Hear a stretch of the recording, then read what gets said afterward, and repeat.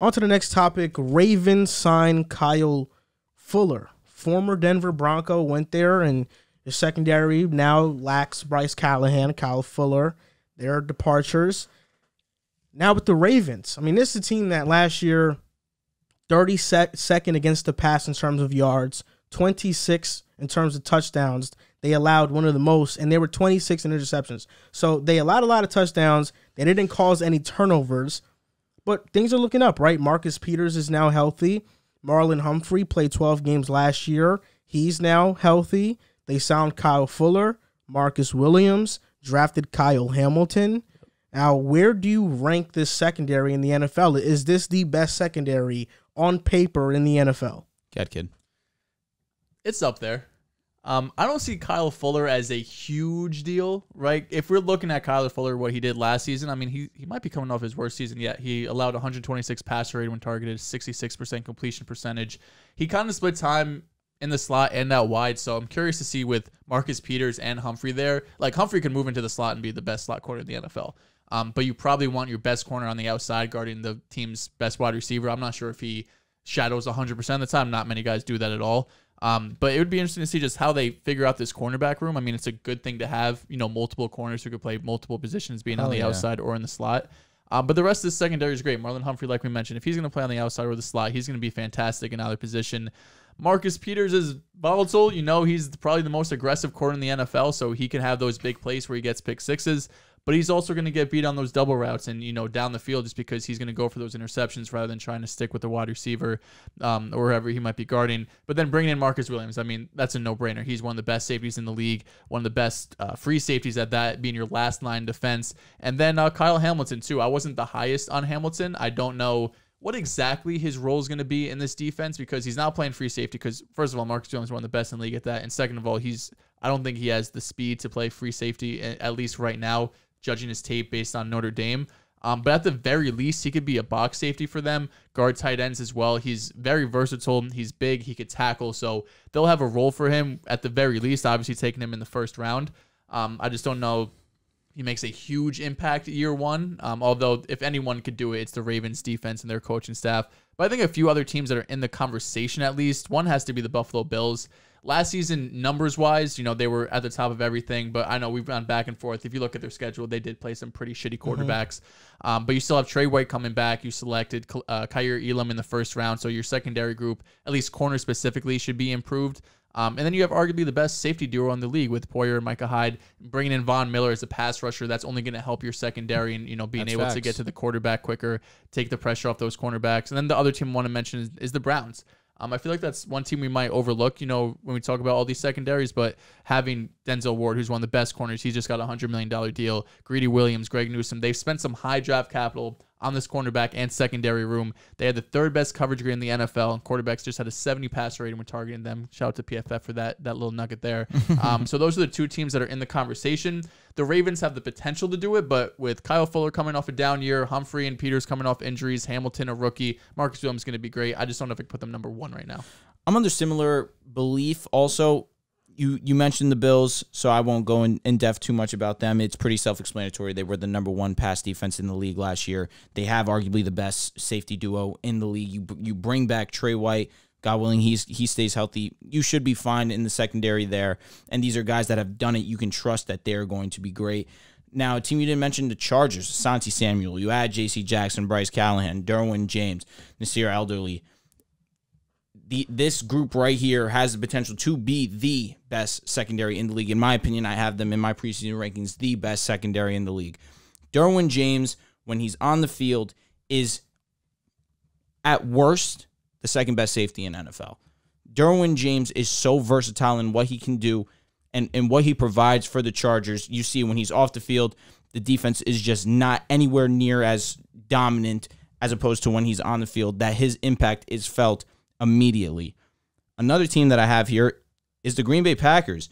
You had Jair Alexander go out last season, and that secondary didn't miss a beat. Eric Stokes, really good. Rasul Douglas, really good. Jair Alexander, that cornerback tandem is unbelievably great. Adrian Amos is a really, really good safety. Adrian Amos is a really good safety. The Ravens, there's just too many question marks in sense of staying healthy, young guys, and Kyle Hamilton, we don't know what he's actually going to be yet. So, yes, do they have a chance? Sure, but I trust the Chargers. I trust the Packers, who are going to be potentially a top 5 defense if everything stays the way that it is. Jair Alexander stays on the field. I just look at these teams, and I just have them with the edge over the Ravens. There is a reason why Kyle Fuller struggled last year. And the reason why he struggles is because he's not a slot corner. And the Broncos, because of Bryce Callahan's injury and inconsistency, he had to play slot corner. And that's where he's bad. He got drafted in 2014. He's played in the NFL with the Chicago Bears for 6 seasons, 96 games total. His snaps in the slot in those seasons combined, in 96 games combined, was 84 snaps at slot. In Denver in 1 year, 265. So if Callahan is the primary slot guy there, why do you play so much in the slot? How many games did Bryce Callahan play this past season? I could check it for you, Ken. Go ahead. Oh, because of injury? Yeah. But that's the reason why Kyle Fuller struggled. He's not a slot corner. He's an outside corner, and this the 1 year where he played slot, and there's a reason why quarterbacks targeted him, because he's not comfortable there. Maybe this past season has made him more comfortable, so now he knows maybe he's going to Baltimore to play that. He can be better. Who knows? But that's what I think. I mean, in your first 6 seasons, in your 1 year in Denver, you played more snaps in the slot than any season you played in your entire career combined. Up to that point, it's a huge positional change for somebody, even for a Pro Bowl caliber corner like Kyle Fuller. That's a big-time adjustment for him to make. The only thing that's holding me back from ranking the Ravens as the top secondary is just the depth outside of the big 3 of Marcus Peters, Marlon Humphrey, and Kyle Fuller. Outside of those guys, Jalen Armour-Davis, Kevin Seymour, Iman Marshall. These aren't good corners. Yeah, but they don't have depth. Not many teams have depth behind 3 corners. Not a lot of teams have a third corner they could really rely on. Because I was going to say, if we're just talking safety as a whole, you have Marcus Williams, you bring him in as addition. That's huge. Kyle Hamilton, if Kyle Hamilton is what everyone thinks that he is. You think the Ravens secondary is better than the Dolphins? Yeah. You think so? As a collective? Yeah. I mean, Xavier Howard, Javon Byron Holland, Jones, Nick Needham. Byron Jones is Eric Rowe. He is so weird. Javon Holland. Javon Holland was phenomenal. Javon Holland's mad good. I would probably... I would take their corner room. And then Marcus Williams. I mean, Holland and Marcus Williams do different things, but they're both great safeties. Yeah. So Callahan played 11 games this past season. I think I would take Ravens. So what would you... Sorry, go ahead. No, I'm saying I would take the Ravens secondary group. Okay, Colts, Stephon Gilmore, Isaiah Rodgers, Kenny Moore, Julian Blackmon now healthy, Kerry Willis.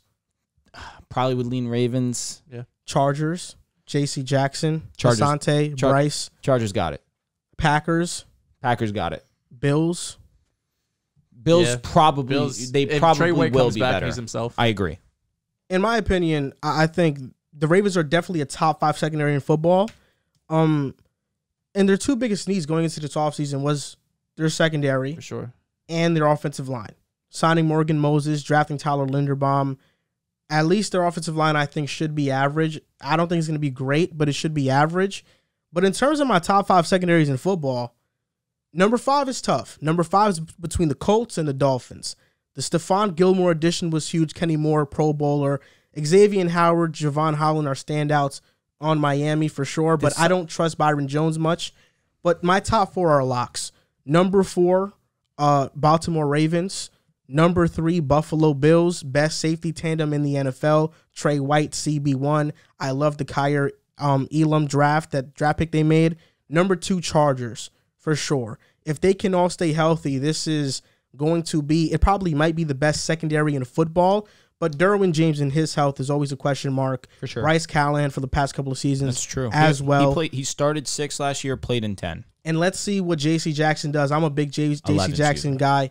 But I think the best secondary in football is the Green Bay Packers. That's fine. Jair Alexander, Eric Stokes, Rasul Douglas, Darnell Savage, Adrian Amos. Mm-hmm. I think that is the best secondary in football, So in my opinion. if you're Baltimore and you don't want Kyle Fuller playing in the slot, you move Marlon Humphrey to the slot and take away, that probably more important to play on the outside. Now, receivers move all over the place. You see Jettis in the slot, Cooper in the slot. So, it's not all black and white, but it really depends. It really depends on, you know, we're obviously not in those meetings, so we don't know what the Ravens signed him to play.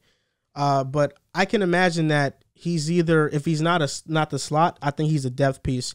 I wouldn't put Marlon Humphrey. I was going to say, I feel like you probably bring in Kyle Fuller. Well, Marlon Humphrey also travels, so you probably bring in Kyle Fuller to play the slot because he had this past season of being a slot corner, even though he wasn't good, not great, and you adjust from there. If Marlon says, listen, we're getting destroyed in the slot, put me on the slot. We know Kyle's like that on the outside, maybe, because he just has that kind of stand in the locker room. But I think Kyle comes in, and immediately he's probably the slot corner. And they'll move these guys around. Exactly. Yeah. You make adjustments. Marcus Peters is on the outside. Facts. Yeah, I mean, and you look at, I think probably actually looking at these numbers, Marlon Humphrey probably plays a slot.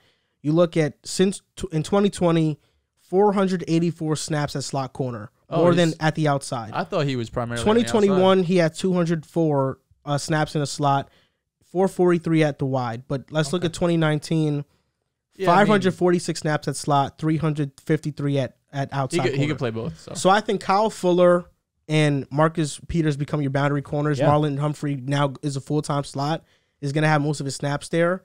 And we even saw, like, Marlon Humphrey this past season had one of his worst years to this point as a pro. Probably because he was playing in the slot more often and wasn't in the he was playing on the outside more often. I mean, we saw multiple. I mean, the Jamar Chase game sticks out to me the most. Jamar's going to Jamar. Jamar's going to beat everyone. Yeah, Jamar's going to Jamar. Why? Because he's top 3.